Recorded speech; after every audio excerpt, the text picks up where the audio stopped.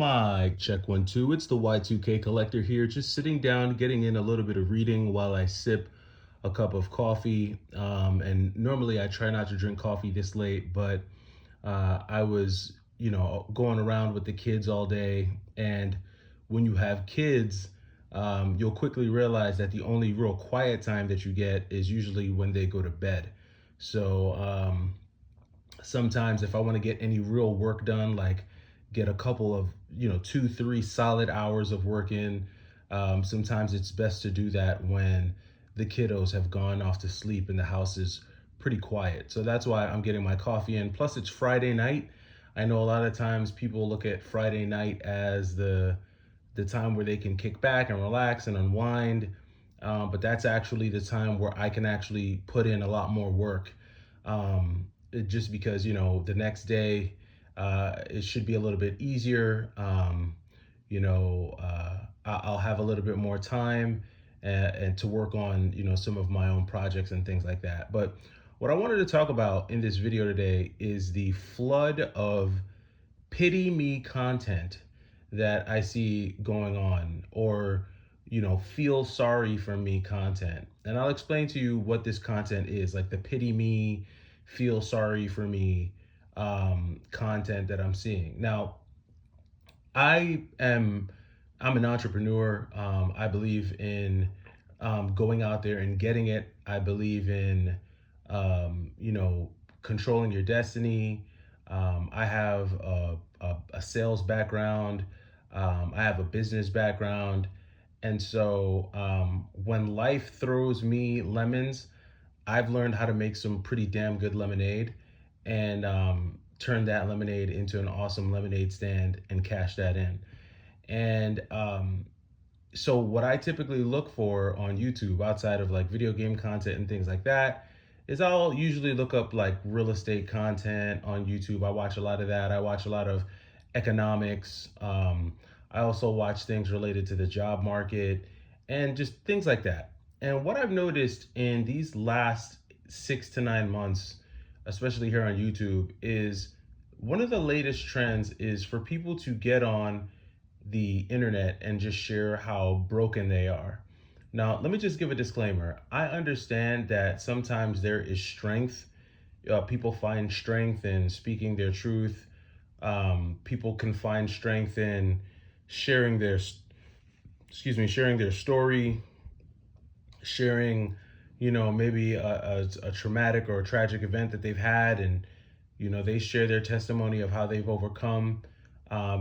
Because it builds, community, right? And I understand that there can be some value there, but I feel like there's a thin line between that and when people just get online and make these self-deprecating videos that pretty much just highlight how much of just a loser they are. And quite literally, I've seen that.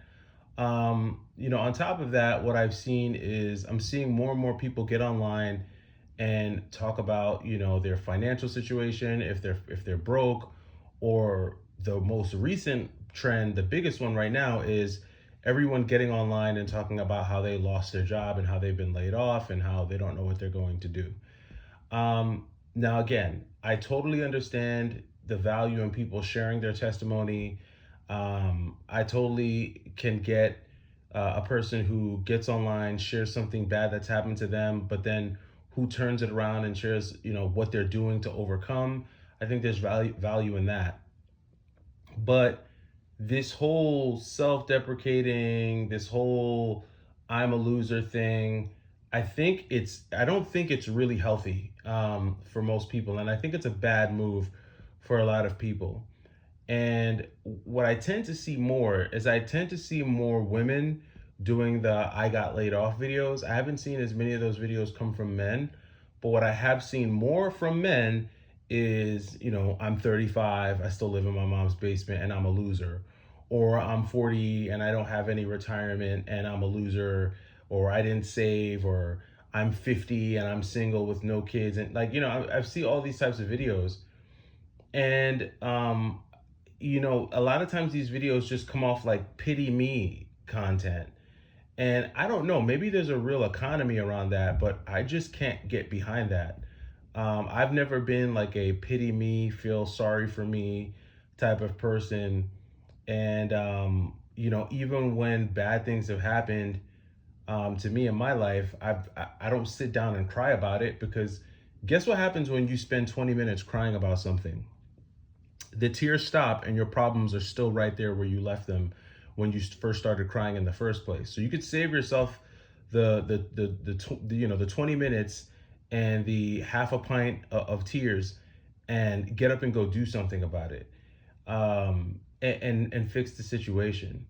Now, when it comes to the content creators that get online and talk about how much of a loser they are, and how much they don't have this and they don't have that, you know, I feel zero pity for those folks, because um, there's always a way. That's just my point of view. There's always a way. Um, there's If people can come. Um, I grew up in a very underserved community. I grew up in a rough neighborhood, and I've seen people who have next to nothing through just sweat equity, grinding, make something of themselves. And if you have the same energy and brain that you have to make a 30-minute video about how much of a loser you are, you could take 15 minutes, do some research, learn something, and then make a video sharing some actual productive knowledge that would actually help people. And so I can't get behind that type of pity me content that I see a lot of dudes making. When it comes to like the people who are making the like I got laid off today videos, personally, if you are trying to continue a career in corporate America, I think making an I got laid off video is the stupidest thing you've ever could have done. Like, because one, you're creating a digital footprint that future employers, future recruiters are going to be able to go on the internet and find with just a few clicks. And you're creating this digital footprint of yourself that could potentially impact you in the future. It could impact your career journey in the future. Now, what I've seen in 2025 is there is a ton of this type of content flooding the YouTube platform. And it's because, even if just half of all the people that got laid off in 2025 decided to become content creators, that's still almost 600,000 people just here in the United States who are now making content around the fact that they got laid off. The layoff content is completely saturated. And I think the only way that you're really going to have success with that type of content is if you're sharing tried and true practices that have real world, real time results for people who are looking to get back into the workforce. But if you're just making videos, talking about how sad you are that you got laid off and you don't know what you're going to do. And again, if you're doing it as some type of, cathartic, I don't know, like if you're doing it for some type of therapy, if it's therapeutic for you to get online and do that, okay. But I think a lot of people are shooting themselves in the foot by making this type of content and being very public and open about their experience, especially if you're going to start getting real personal with your story and sharing how you felt about your past employer. It's really just not a good look. If you got laid off in 2025, the best thing you could do is just get back to work. Get back to work. If no one is hiring you, then you should be working on the business of your life. How do you improve? Think of yourself as the CEO of your life, and how can you get your life in order? Starting with your health, your mental state, your finances, your family, your career search. If you're trying to get back into the workforce, I mean, if think about it, if you were working for a company and they were paying you a six-figure salary to do something, that means that they found value in the skills that you possess at some point. And if those skills are worth a six-figure salary plus insurance plus all the other benefits to a company, then you got to ask yourself, well, what are these same skills worth in the open market right now? Because I'm sure they're worth something. And so I think for people who are making that type of like I got laid off content, I would say don't do it, especially if you think you want to get back into the workforce. I just say don't do it. And look, I've been laid off. I've been laid off before. I got laid off myself, but the second I knew that there was a potential for me to get laid off, I immediately pivoted to my businesses, my company, my side hustles to shore up my own finances so that when the hammer eventually did drop, I wasn't on TikTok making a video. I was too busy getting to work building my own business. And eventually, of course, I was able to land another position. But the point of the matter is that this whole flooding of the YouTube platform with pity me content and feel sorry for me videos is just it's already saturated, honestly. I think there was a point where the shock value of some of these videos, and I think the shock value with these videos is the level of transparency that some of these people are willing to display, which I guess can be refreshing. But at this point, everyone's doing it, so like no one really cares. Like making a video about how you're a 60-year-old virgin, no one really cares anymore because there's so many people with the same story, right? So that content is getting played out. And I think people would have a much better time focusing on building themselves, building their own businesses, their own side hustles, or focusing on how they can improve their skills to get back out there in the workforce.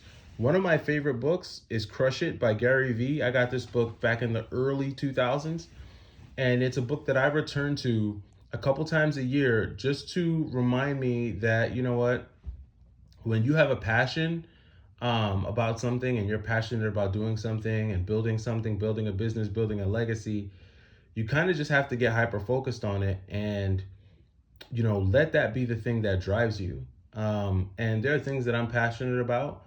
So passionate that I was willing to sell my entire video game collection to fund one of my dreams and one of my passions. And I really can't wait to share with you all some of the exciting things that are going to be happening for my family and I in 2026.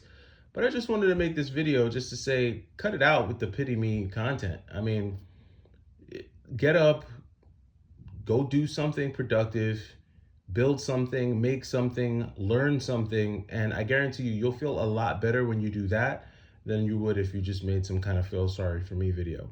But let me know what you guys think about this. Let me know if you've seen any of this type of content going on around, and I'll catch you in the next video. So Y2K Collector. You guys take it easy.